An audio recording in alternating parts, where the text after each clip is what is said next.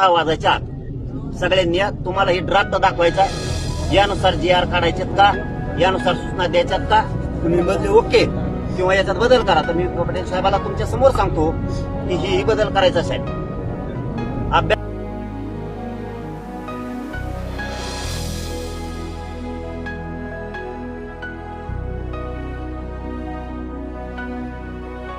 पुण्यामध्ये MPSC करणारे हे 18 पगड जातीचे मुलं आहेत. या विद्यार्थ्यांसाठी मनोजदादा धावत आले आणि अमरावतीला शेतकऱ्यांचं आंदोलन होतं, त्या ठिकाणी सुद्धा मनोजदादा गेले. म्हणजे शेतकरी काय कुठल्या एका जातीचा नसतो. नाशिकचं प्रकरण असेल, पुण्यातलं मुलीचं प्रकरण असेल, म्हणजे प्रत्येक ठिकाणी जर मनोजदादा त्या ठिकाणी स्वतः जात असतील, पाठिंबा नाही तर त्या व्यक्तीला जोपर्यंत न्याय भेटत नाही तोपर्यंत त्या ठिकाणी थांबत असतील, तर मग आज या महाराष्ट्रातला फक्त मराठा समाजाची या ठिकाणी का असावा, इतर समाज देखील या ठिकाणी का नसावेत, या हेतूनच रात्री गंगाधर नानाचा जवळपास 2 वाजता कॉल आला की विष्णू भाऊ तुम्ही कुणीही येऊ नका, कारण दादांचा आदेश आहे की या ठिकाणी उन्हात मी एकटा बसणार आहे, कुणी कुठल्याही आमचा समाज असो किंवा कुणी असो या ठिकाणी आपण येऊ नये.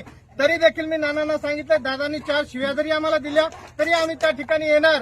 आणि आतापर्यंत मी फक्त हिंगोलीच्या सभेमध्ये किंवा हिंगोलीमध्ये जी दादांची बैठक झाली होती त्या बैठकीत एकच मागणी केली होती दादांकडे की दादा ज्यावेळेस आपण विजयाचा गुलाल आनंद उत्सव साजरा कराल त्यावेळेस फेटा बांधण्याचा मान आपण मला द्यावा, कारण जोपर्यंत मराठा समाजाला आरक्षण भेटणार नाही तोपर्यंत आपण फेटा बांधणार नाही, हे आपण त्या ठिकाणी आपण सुरुवातीला सांगितलेलं होतं.